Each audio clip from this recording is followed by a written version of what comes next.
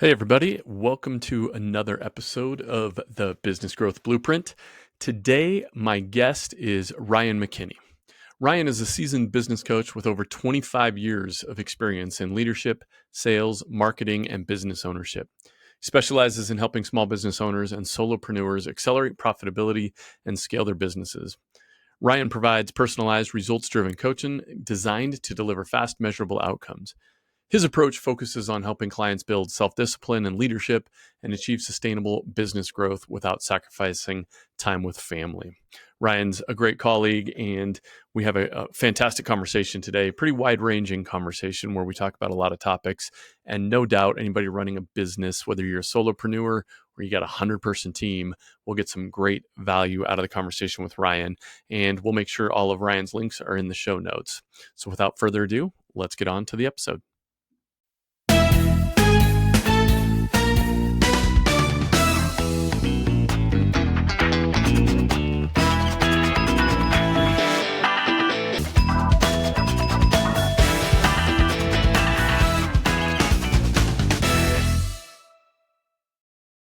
Ryan, welcome to the podcast.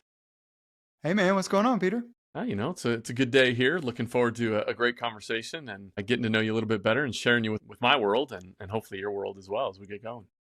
Yeah, absolutely. And I've been following your world since you started the podcast. It's some pretty awesome guests. So I'm grateful to be amongst the folks that you've had on the show already. So this is pretty cool. Thank you. Yeah, I'm looking forward to just getting more business owners that may not be out there on the big podcasts that are at the top of the echelon and get some more great voices out there and add value and just create good content for business owners that they can apply and they can do something with in their businesses. So yeah, it's been a fun learning journey. Yeah, I think that's the key to it is things that they can apply and learn. I've picked up quite a few things from your show already, and that's what I see a lot of out there, quite honestly, is there's a bunch of ethereal stuff. There's a lot of, hey, this could really work in your business if you did X, Y, and Z. But one of the things that I hear on your podcast a lot and kind of got me excited about preparing for today is that it's tactical things. It's people can use what they're learning on your show. And that's what I love about it. So Yeah, John Maxwell, author and speaker, he talks about putting the cookies on the lower shelf, put it there where everybody can just reach it and grab it. So yeah, I keeping like it that. simple. So kind of to start us off, tell us a little bit about your career journey, right? You weren't born a coach. So tell us a little bit about that journey. Definitely not born a coach. I've always been a personal and professional development junkie kind of person. Like I've always read the books and all that kind of stuff. I had um, I'll get into kind of the career track, but just to set it up a little bit, my dad was in business all his life, and there are a lot of those just kind of lessons that you learn being around somebody and just soaking up a lot of just things that he was going through at the time and things he was learning. I was picking up at the same time at a very young age, just, being around to kind of ride shotgun with him, so to speak, on a lot of calls he was going on and that kind of stuff in his world. So it was pretty cool to start off that way. I was in college and got a job working as an installer for a company. And I ended up selling more as an installer than the salespeople were selling on their ancillary products and things like that. And I didn't realize at the time. I can look back at it now and go, okay, God was working in me and kind of helping me develop my own style within respect to business and sales and all that. But it was a much more of an informative, kind of supportive, create buying opportunities for people as opposed to a salesperson. And I think that that's just stuck with me. But that was, early on in my career. I did so well, they offered me a stake in the business, quite honestly, because they couldn't pay me enough to keep me around. So they offered me a stake in the business. When I sold my interest in that business, I think I had enough money to buy a stake, and that was about it. So at least I Lucrative, didn't owe lucrative. anything. Yeah, didn't owe anything, but didn't make $1 million either. I went into business with another guy, and we ran a business for a couple of years, and we ran into a problem that a lot of business owners run into, which is we grew too fast. We didn't know how to scale the infrastructure of the business to support the sales we were getting, and we quickly figured out that wasn't going to work. So he decided to go back to school and get his degree in and get his education in land development and business development. And I went back and got my degree in marketing. And when I left school, that was when I took off on my adventure into corporate America. So the next 10 years, I worked in the financial services industry, and I did everything you could do for a bank. I was a collector at one point. I was a loan officer. I was a commercial lender. I was a market leader. I was a regional sales manager, VP. I did everything you could do. Left banking to move to Charlotte and got a job working in the manufacturing world, but not doing manufacturing, doing strategic sales and operations planning. So I worked with the C-suite, the divisional bosses, the SVPs of the different areas, helping them all play nicely in the sandbox together, and then getting them to look down the road a little bit. And I did all of that work over the course of 20 years. About 4 years before I left corporate, about 4 years before I left corporate, my career wasn't growing fast enough for me. I was getting promoted every couple of years, 2 or 3 years, but I wasn't getting where I wanted to go.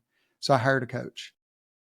And the coach helped me take all of that professional development junkie stuff I had been, cataloging over helped me take all of the things that I couldn't see myself and show them to me, and then create a plan.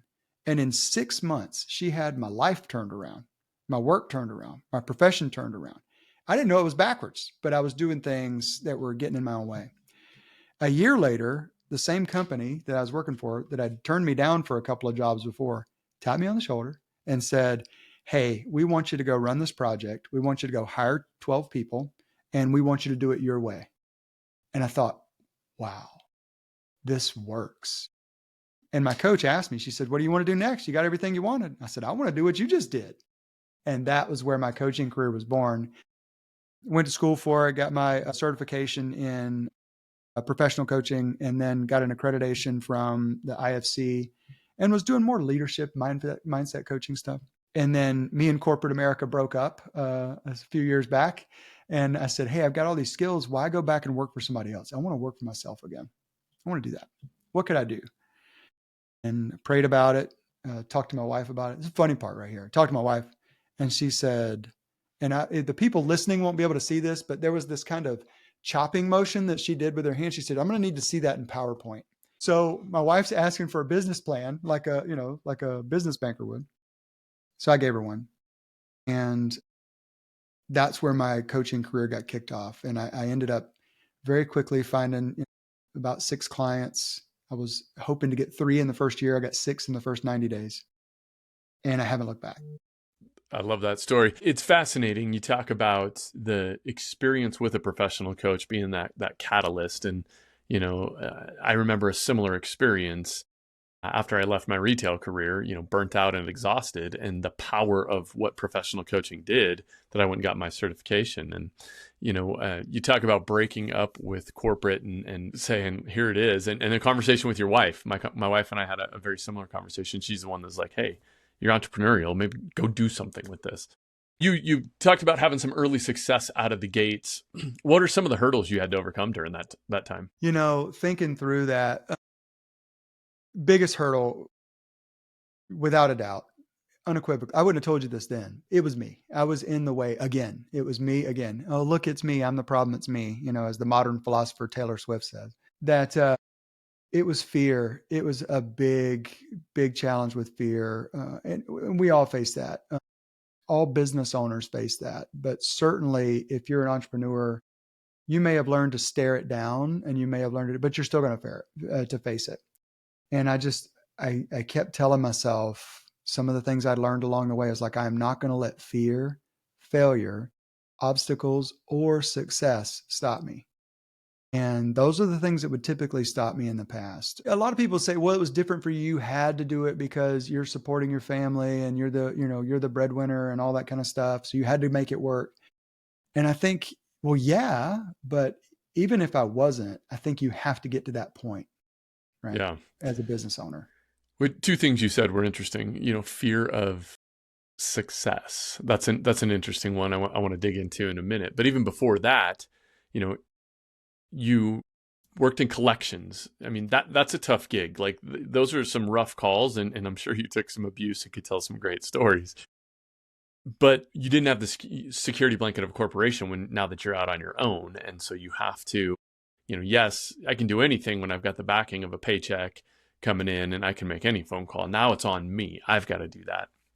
Tell me a little bit more about fear of success, how you said that, or how success had maybe stopped you in the past. Yeah, I mean, a couple of ways. One, before success happens, we end up self-sabotaging because we're subconsciously nervous about what change will come as a result of success. That's certainly one thing that kind of flies under the radar. A lot of people don't know and don't know to look out for, especially as entrepreneurs, small business owners, but certainly people in our industry as well. That we don't necessarily know that that's what's happening, but it's real. But for me, the fear of success was not getting lazy, but more, settling into complacency, essentially saying, I figured this out. I've got this.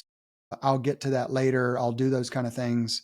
And it's really that feeling is the enemy of consistency, right? So that feeling, that complacency is just like, I'm here, I've made it, I've done it. And, success is a destination. It's not a journey kind of thing. And consistency says, I consistently do what others will not do, so I can consistently have what others do not have.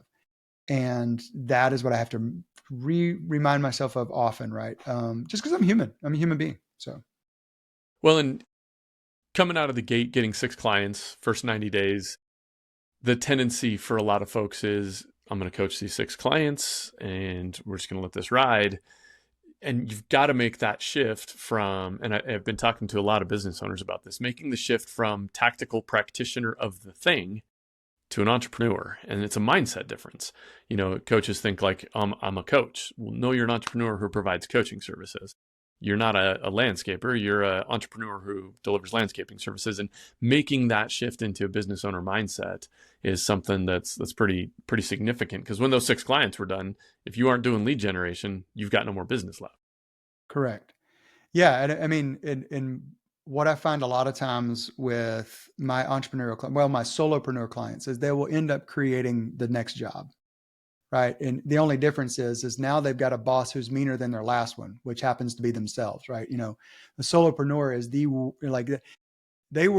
we are the worst boss for ourselves because we will beat ourselves up and there are no limits. There's no HR department that's going to get mad at you for talking to yourself the way you do. But yeah, absolutely. That can be a huge challenge. Yeah.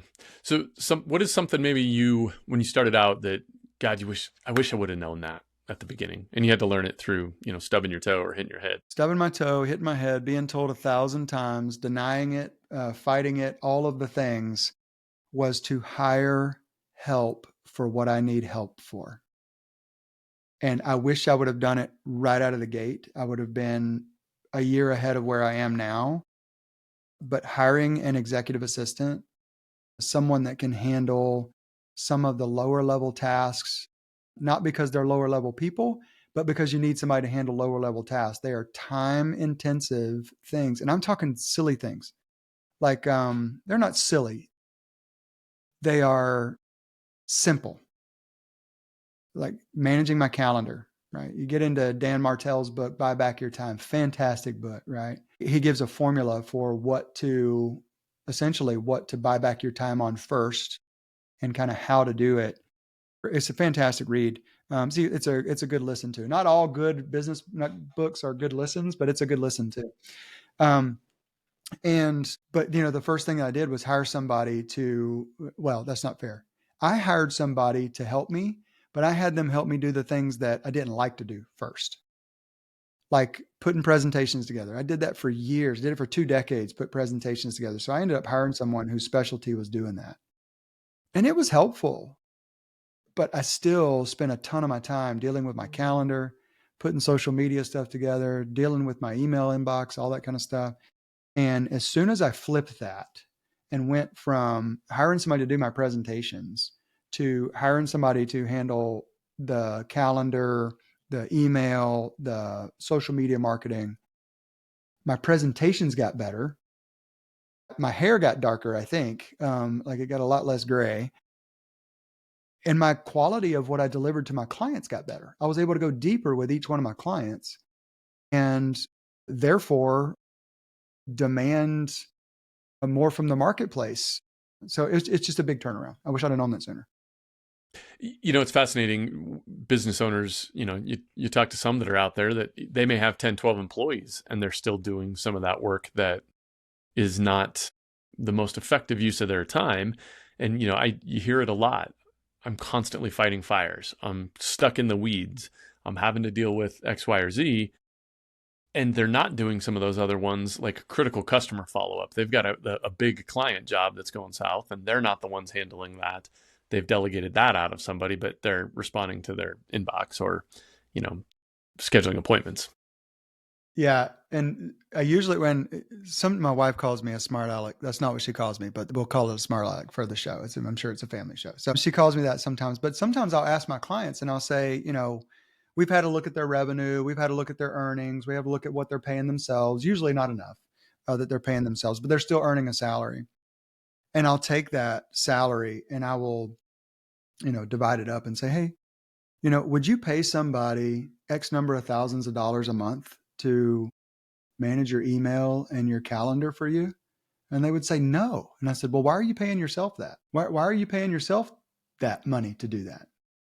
And when they start realizing that, oh my gosh, I'm spending that money to do that. I'm just spending it on me and I'm tired and I'm doing it myself and I'm not getting to the other things. That was a game changer on the mindset shift for me. If you're going to earn that much money and you're going to do that it doesn't mean that it's a menial task and it's beneath me. I mean, I still check my email. I still manage my calendar, but now I have somebody do those things for me so that I can free up time. Yeah. How much time would you say you've freed up in your life through some of those processes? Oh my gosh. It would probably be worth doing an actual time study on. I would say I got half my week back. Easy. I mean, easily half my week back, and it cost me $500 a month. The power of small levers across your business. Now you can focus more on client delivery. You can focus more on whether it's onboarding, client care, lead generation, marketing, whatever other things need your strategic mind, your thinking on that part of the business. And Peter, I got that. What really started me down that road, I just thought about this. There was another friend of mine. She's a coach as well. She's in the mindset. She's in the leadership mindset space for female CEOs. That's her market, her niche. But she and I are good friends. We just kind of go back and forth, and we always provide a little unprovoked coaching to each other. Sometimes it's a little game we play. But she's awesome, and she said, this was before I hired somebody to do that. She said, what you're dealing with is something called busyness for significance. And I said, what do you mean?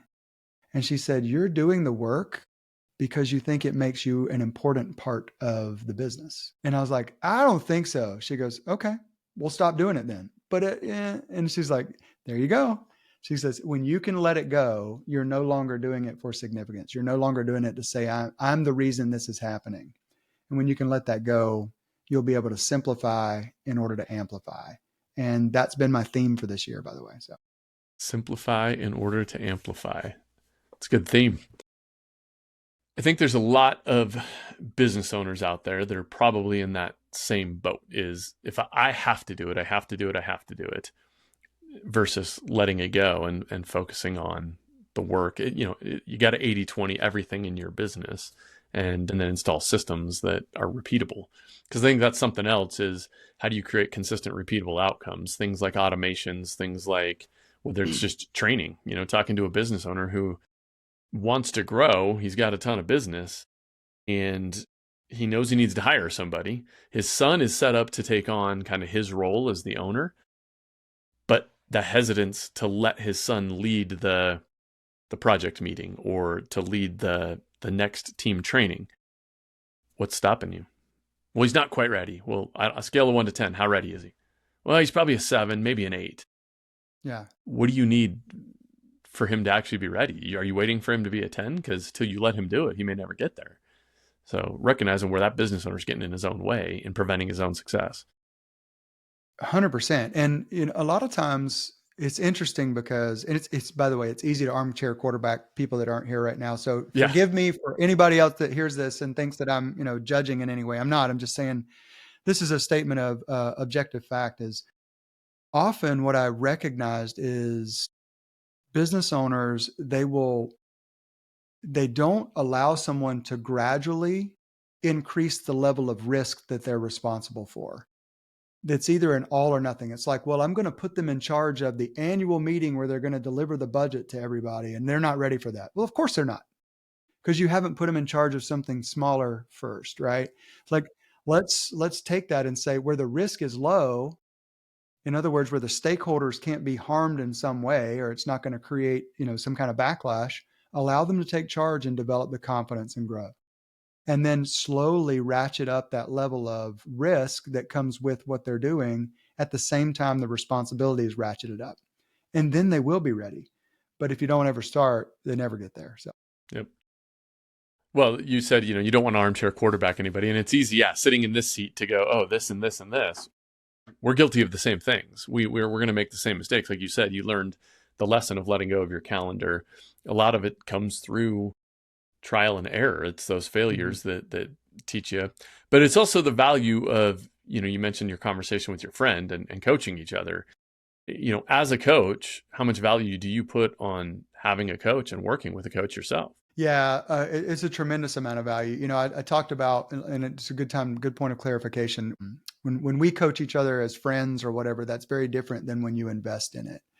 And when you think about that as a business owner, there's two ways to approach working with a coach. One is as an expense.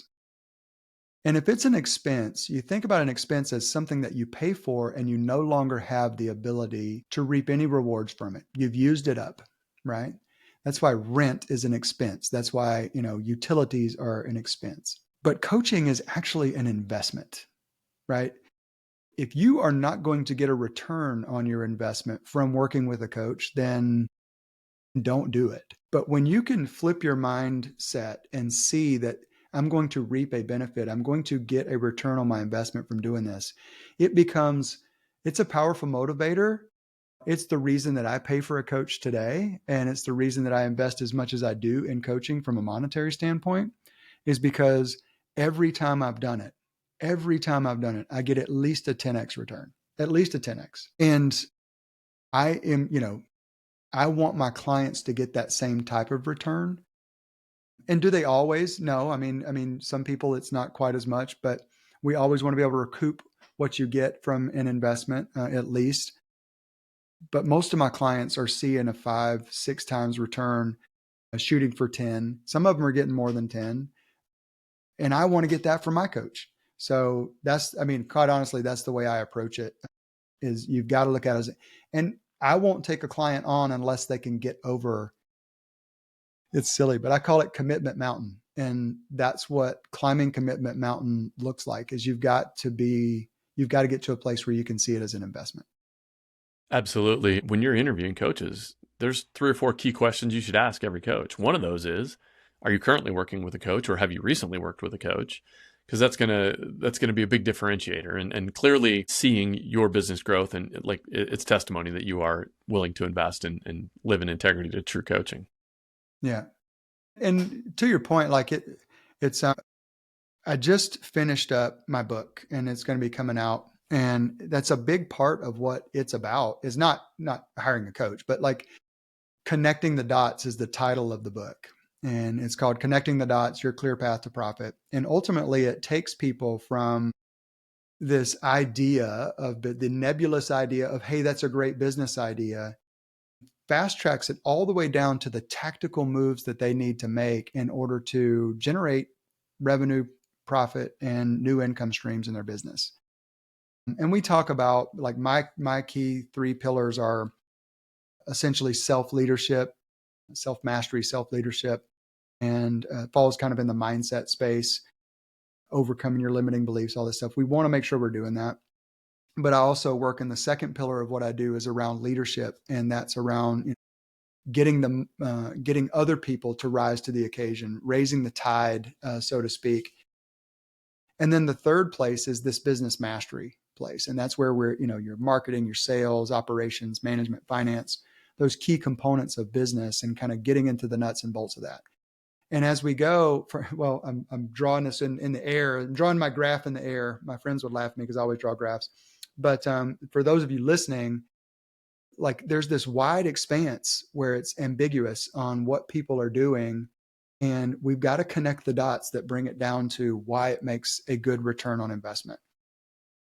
And being able to do that step by step, understanding all of those components it's so powerful when we do that. Yeah, I think you and I have a little bit of a similar approach to things, thinking about mindset. You got to get the mindset right, skill sets, you got to be able to actually do the thing. And then there's a tool set, because I think for anything in business, you need the right tools to do the job. And I think everybody can appreciate that.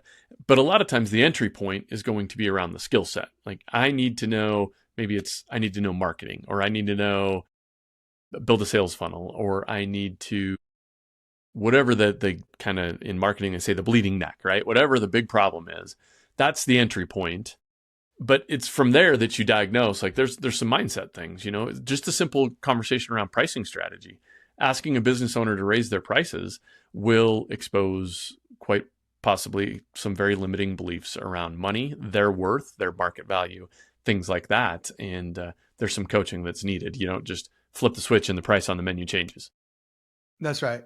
And I mean, the most pushback I get is around that. When I'm offering up something, hey, let's work on this, let's do this. When we talk, I can mention pricing, not even raising them, but just mention pricing. And you start to see this kind of wincing, the shoulders raise up close to their Fidgety, ears kind of yeah. thing. And that's not raising or lowering. It's just just the word pricing. And I always share with them, I say, I can just observing what's going on when I say the word pricing. And I'll say, I just noticed that your shoulders got a lot closer to your ears. Like you've got this, I can read anxiety off of you. Like, yeah, it's just it's a conversation I just don't like to get into or whatever their reason. And I'll say, every time you mention your price to a client or a customer, they feel that. Just so you know, you're delivering that energy every time you deliver a price. And they're like, oh my gosh, are you serious? I'm like, yes. Like I'm picking up on it because I'm here to notice it. They pick up on it and don't know what to call it. So they just call it off. And they're like, oh my gosh. So that's a big thing for people, just to get comfortable with the pricing piece of stuff. Yeah, fascinating how just things we're not aware of impact how we lead our business and can really impact our success. Thinking about your clients, what are some of the kind of key things that you like to do to really help them? You talked about like some of the business mastery components. Are there key things that you kind of start with in that space? Yeah, I mean, we'll do an assessment of sorts, and we'll go through and we'll talk about, just getting some key things of what's going on in the business these days. Like how does it look? Where does it stand today? What did you think it would look like?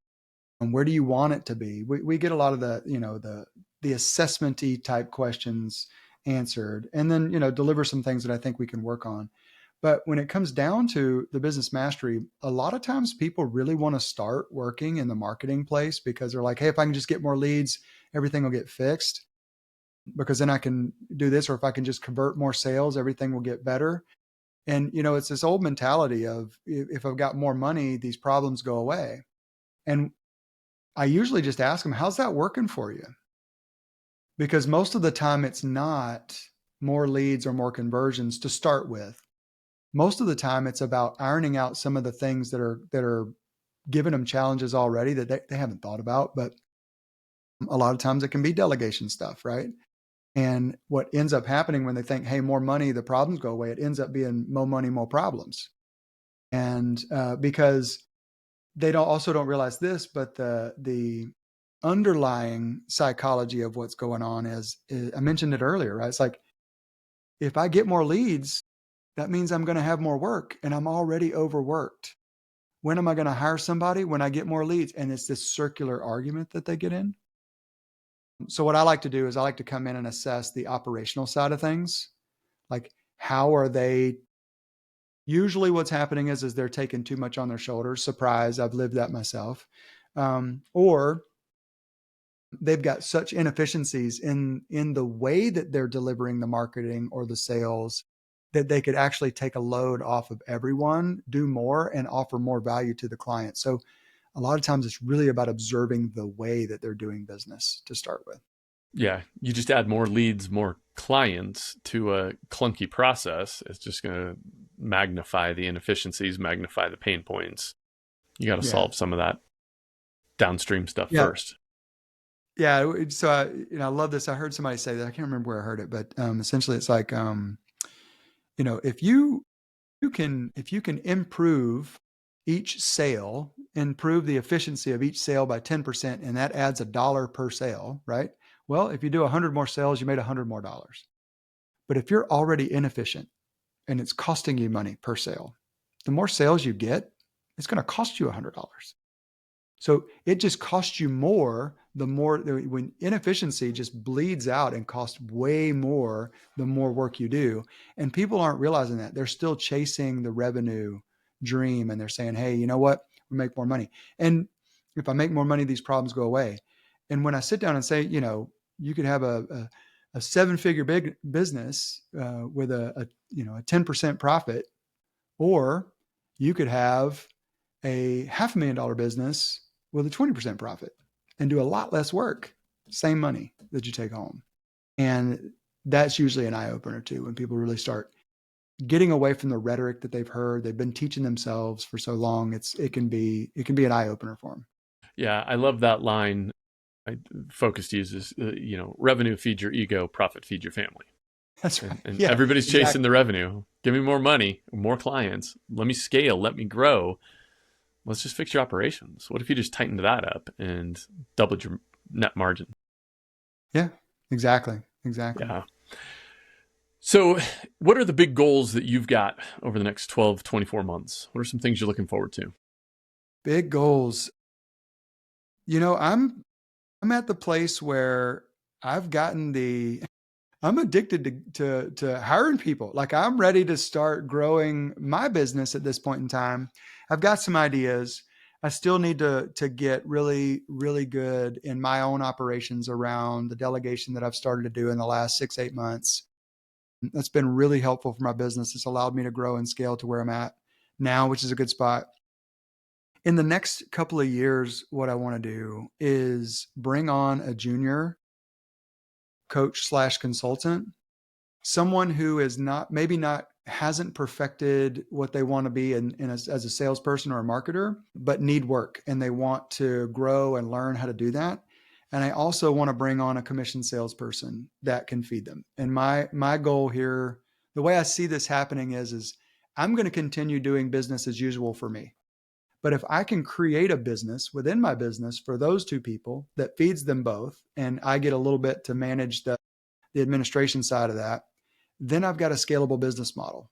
And I could do that again and again, and then start, pardon me, to grow out an agency that does that very well. That's exciting. You said I'm addicted to hiring. What is it that connected? Like what created that for you? It was, I mean, the initial part is like the relief of, oh man, I've got time to think. Like I can, this is exciting. So not going to lie about that. But once the relief kind of wears off, you're like, okay, but this is cool. Now you can really progressively think about where your business can go. You can really start to say, okay, well, if I could do this, then why can't I do that here? And you start to, it kind of comes back to Martel's book, right? It's like you really get excited about what you're able to do when you've got the time to do it. And you think to yourself, well, it's just 2 minutes. I mean, you just did a calendar invite. It was only a few minutes, or you got a calendar service that does that, like Calendly or something like that. And in my experience, and I teach all my clients that are service-based clients this too, if you've got a calendar service, when you abdicate the leadership of your time to an app and someone else, just get ready to have no time. Like Calendly will steal more time than it provides for you. Nothing against Calendly, the brand by itself or anything like that. It's doing a great job of what it does, but I don't recommend that people use it for all of their calendar management only. I think you need a human that can have a human touch and do that. It's not that expensive. Yeah, that's a great tip. And honestly, those calendar apps are great as long as they've got boundaries to operate in. And then, yeah, you need some human intervention. If you're like, hey, I need strategic time Monday morning, if you don't honor that, somebody will fill it for you, and you probably aren't going to like the outcome. Yeah. And I mean, I use a calendar app for my chats and that kind of Hmm. thing, but I have designated times during the week that people can do that. I do not abdicate my leadership of my time fully for my calendar. There's a few spaces on the calendar that can do that throughout the week, and that's Yep. when we get together. Yeah. Do you have a time of day where this is my me time, this is my focus time?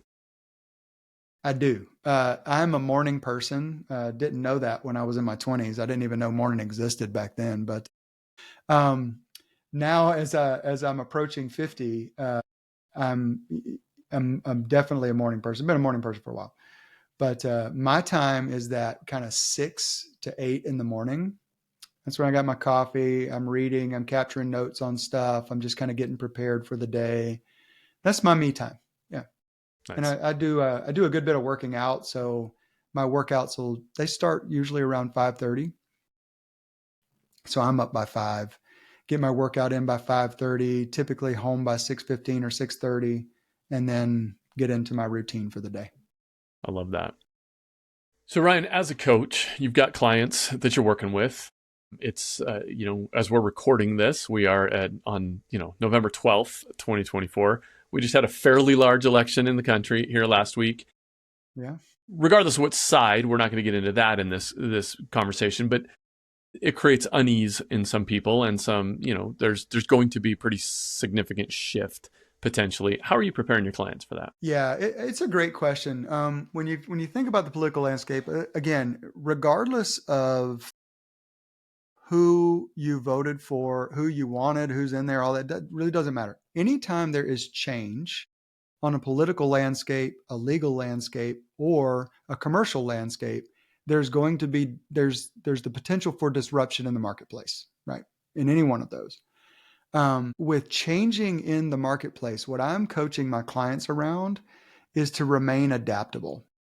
We've been talking about that. We've known the election is coming for a long time. We've known that there was going to be change in leadership at least for the last 3 to 4 months. When Biden stepped down and Harris stepped in at that point in time, regardless of how the election went, it was going to be a change in leadership. So remain adaptable. Look at your plans over the course of the next few years. And when I work with my clients, we typically have higher level sort of objectives for years 2, 3 through 5, essentially. But the next year should have been built with adaptability in mind to start with. Like, not necessarily contingencies, well, you could probably call some of them that, but how do we remain adaptable? How do we remain, what would it take for you to say, wow, I was resilient through a huge disruption? And then how do we get you there now as opposed to waiting for it to happen? And ultimately, kind of coming back and working with my clients in a workshop base. A lot of them are working on how to get their teams to raise the tide, get the leadership up and going. Many of them were kind of cautious about making business decisions, investments, that kind of thing. But after the election, they had a contingency plan for which way to go. So yeah, I'd say adaptability and resiliency. So key. You're thinking about, regardless of the change, there's different types of businesses may have to adapt in different ways. But like you said, we've known when the election was going to be. You knew you were going to have some change, and the apple cart might be getting upset a little bit. If you're just now starting to think about that, you're a little bit behind. Now, how are you going to adapt, and how are you going to, work through that? I think this is another kind of key point of the value of working with a coach as a business owner. My mentor, in the coaching space, talks about you can't see the picture when you're in the frame. And as the business owner, you're in it. Even if you're a strategic business owner who's, very entrepreneurial in their mindset, you're still in the frame. And having that coach, that advisor that can help you look at things a different way and just kind of talk through things a little bit less or a little more objectively, because they're not emotionally attached to the business, is super valuable right now. Yeah, and it's a good. You brought up something. It made me think about something I go over with my clients, a lot of times entrepreneurs, small business owners, like that mindset, it's easy to be isolated and feel like you're an island. Often you are trying to be the cheerleader in times that are tough. You're trying to put on a good face at home, right? It's like, hey, the market may not have been as kind as you'd liked it to have been, but you don't want to like share that news with what's going on in your family because, you don't want to get them upset or anything like that. A lot of times business owners, they don't have anybody at work to talk to because their direct reports still need to see them as the steady rock and all that good stuff. They're certainly not going to call your competitors and ask them how they're doing and ask for some advice on what to do. And I've had people that hire me because I can be a confidant. I can be that second set of eyes and ears, look at something, and not just to have someone to talk to, but that has been a major reason that people do that, and being able to develop that credibility and trust with them so that they can go, you know what, this is what's going on in my business and I am terrified. Just the ability to tell somebody that they're terrified, you can watch the weight just drip off of them. It's amazing. And then when you throw some empowering questions at them, it's like, well, okay, that's understand. Like anybody's going to be that way. What are you going to do next? What are your thoughts? What are you thinking? Just something as simple as that, having somebody to bounce that idea back and forth. And then, by the way, that for those listening that are wondering if that's what a business coach does, that is not even close to everything that we do, but it's a component of it. And it's a valuable component because it allows people to release all that stuff, that tension and issues and challenges that they've got so they can get focused on what to do next. Yeah, we don't have enough time to cover all the benefits of hiring a professional coach and what that can do for your business, but there's significant ones. That is a huge one. Something else that, as you were talking, this time in history, right? We're about to undergo some significant changes. That's the guarantee. Every single time, it has created opportunities for businesses to innovate, become more efficient, create a new value proposition, whatever it is. There are, through these great times of change, are great times of prosperity for business owners who have that adaptability, that resiliency, and are looking to take advantage of that and capitalize on it. Every historic change has produced millionaires and paupers. It really comes down to the way that you view it and see it. Creating the mindset for yourself or having somebody help you create the mindset that there's opportunity in everything. I got this really cool. I gave this to my daughter when she headed off to college this year, but somebody gave me a rock, and it's one of these like smooth, polished rocks, and it's really flat. And on one side of it, it says problem, and on the other side, it says solution. And the lesson is that they're both on the same rock. It really depends on what you want to see when you look at it. If you want to see the solution, you flip it to the solution side. If you want to keep focusing on the problem, you can focus on the problem side. And it's no different for us with changes like what are happening now in our world, right? We can look at the solution side of things. We can look at what opportunities are about to arise. To your point, how do we add value in this opportunity as opposed to, well, the way I had my business structured, the things I was doing before doesn't work anymore. Now what am I going to do? Like we get a choice. You get to look at it either way, right? So if you get to look at it either way and one turns out awesome and one doesn't, pick the one that turns out awesome. Not super hard. Easy to say, and then there's that fear that comes in, and it can be handcuffs. We build our own prisons. So this is the business growth blueprint, Ryan. What's maybe one or two things that if a business owner is listening to this, that they could take to heart and really experience growth maybe by the end of this week, quite frankly? I think that's a good topical thing to look at.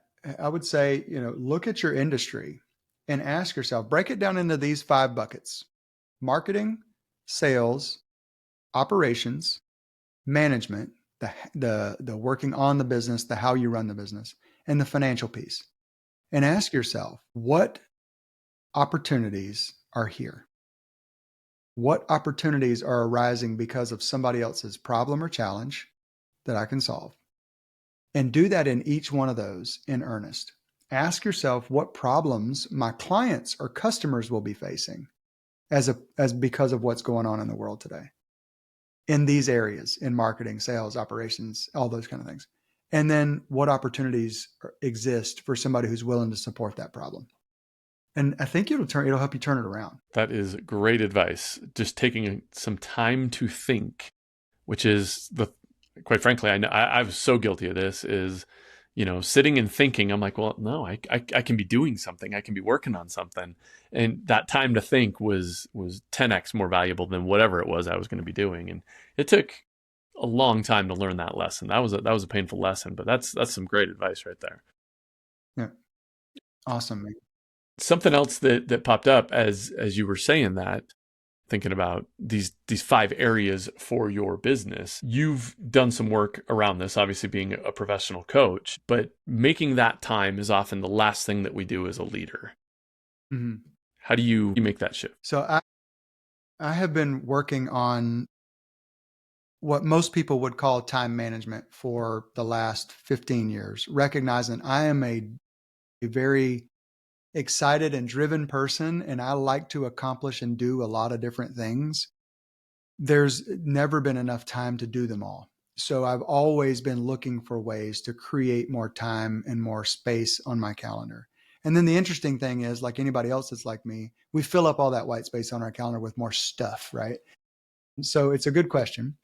But I have a process that I use. I've developed this over the course of the last 15 or 20 years. And I call it FIRE time management.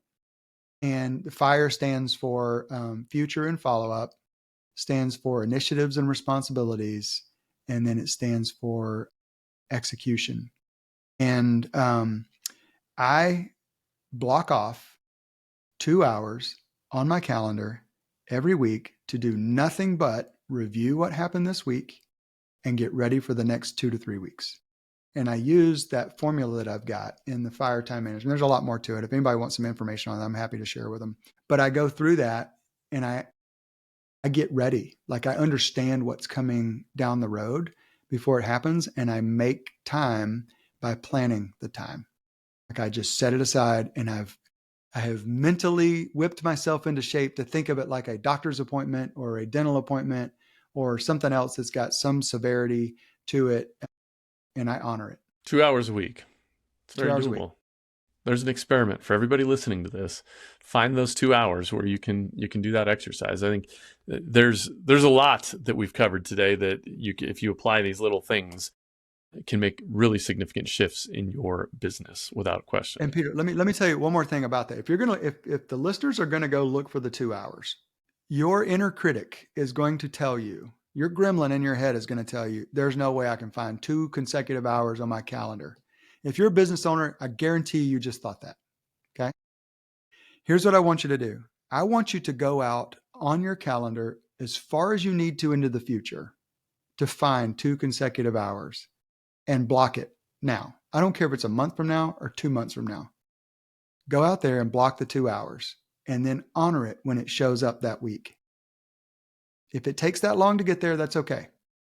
But I promise you can find 2 hours. Sometimes it may be early in the morning when you're not a morning person. It may be late at night if you're not a night owl, just to get it. And once you do it the first time and get the benefit, you might be, oh, you know what? I don't need to be in that meeting, or I don't need to go do X, Y, or Z. And you'll find the time miraculously. So my clients, just to let you know, when I do that exercise with my clients, I make them find an 8-hour day. Because the first time you do that, just to have the space, go find an 8-hour day to just go collect all the stuff that's been the backlog, do all this, because it takes a little while. I'm not saying that the listeners need to do that, but I have them go find an 8-hour day, and they fight me tooth and nail. And then they thank me over and over and over again. And then they start looking for 8-hour days. I've recently implemented the 13th week sabbatical and taking short sprints of 12 weeks at a time and then taking a week off. And, so I had a spoonful of my own medicine. I'm telling somebody else to go find 8 hours on the day, and I had to go find a week, which was really not as hard as I thought it would be. And I got addicted to that too, by the way. So anyway, Well, that's such huge advice, and I'm looking at my own calendar, thinking how I can implement that into my world. That was a huge aha for me. I love that you shared that. I know we're getting close here on time. I want to honor your time, Ryan. What's something maybe people don't know about you that might surprise them? People that are close to me know, but I am in. It sounds silly when I say it, but I'm an endurance athlete. So I've run a couple of ultra marathons. I've done some pretty extreme endurance events, and I think there's something magical about doing difficult things on purpose. And it can certainly help you to get clear on what's coming next. Also can help you get clear on what's been hanging on to you for a long time. But yeah, they may not know that. But yeah, that's one of my things. I love that. I ran a marathon for the first time last year, and it can almost become addicting. It's fascinating. It Love that. is. It is. Very Well, cool. Ryan, I really do appreciate the time. I know our listeners will get a ton of value out of this conversation, so I want to thank you for making the time, and I definitely respect all the value that you bring in the community we're a part of, and your expertise and wisdom. So I've learned a lot from you, and looking forward to sharing that with a bunch of other people. Peter, this was a blast, man. Thank you for the opportunity. Anytime that you will have me back, I'll be glad to come back. And any of the listeners that, if there's something I said out there, they want some information, just let me know. I'm happy to share anything I can. Yeah, and I'll definitely put all your links and all your information in the show notes so everybody knows where to track you down. And yeah, maybe we'll do a regular Coach's Corner kind of setup on Heck this. yeah, man. That'd be awesome. We'll make this a recurring thing. Right on, Ryan. Well, I appreciate you, and we will talk to you soon. All right, man. Peace.